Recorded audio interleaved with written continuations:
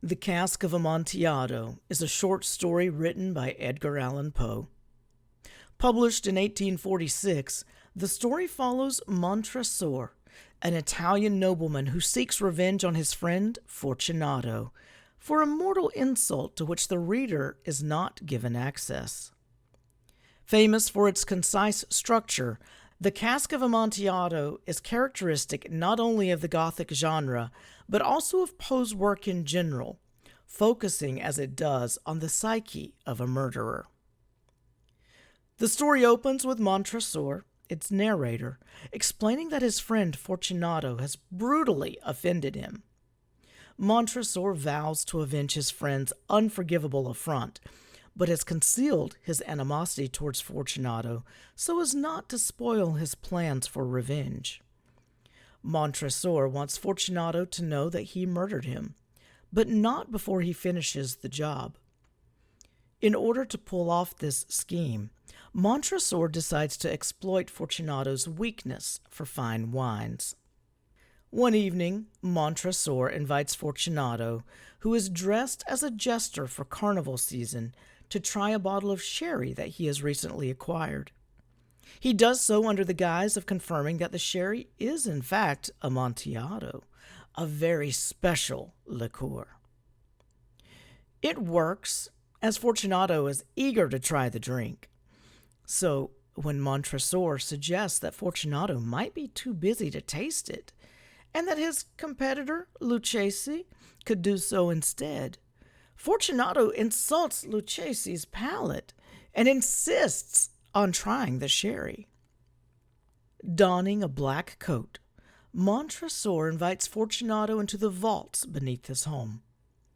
In preparation for his scheme, Montresor has told his servants that he would be gone all night and forbidden them to leave, figuring that they would all disobey him and join the carnival as soon as he left. As a result, the house is empty when he arrives with Fortunato. The catacombs beneath Montresor's home are damp and full of niter, a mineral that irritates Fortunato's cold and causes him to cough. Montresor offers Fortunato a sip of rich Medoc wine to soothe his cough and offers to call Lucchesi instead. Just as Montresor predicted, however, Fortunato insists on continuing. He toasts to the dead, whereas Montresor toasts to Fortunato's long life. Fortunato marvels at the size of the catacombs, which contain the remains of Montresor's large family.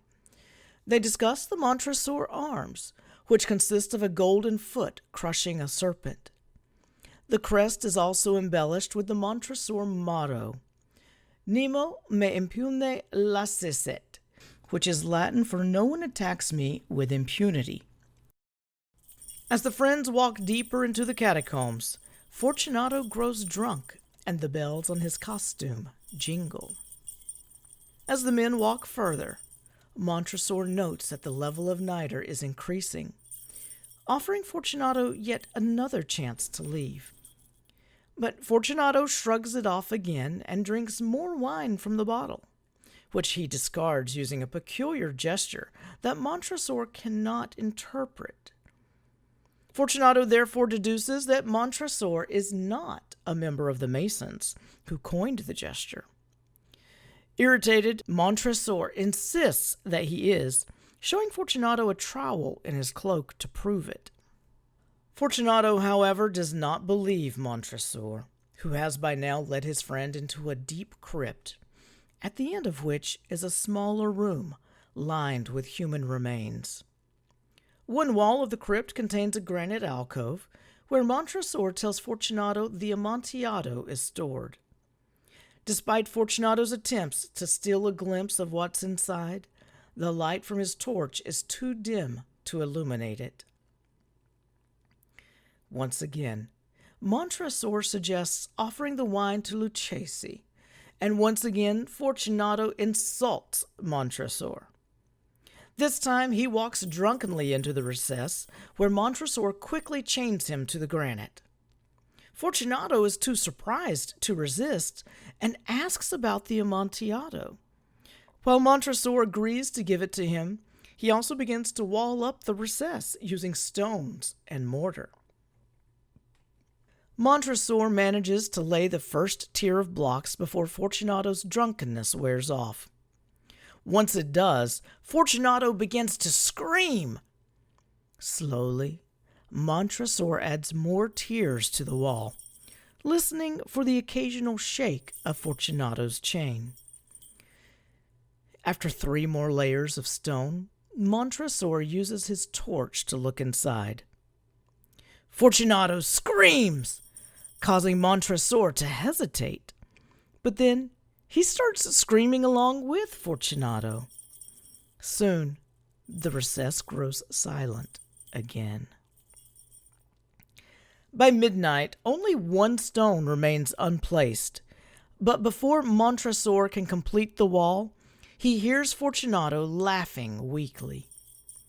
Fortunato begs Montresor to stop messing around and to free him, but Montresor only mocks him, and Fortunato eventually falls silent, ceasing to respond to Montresor's calls.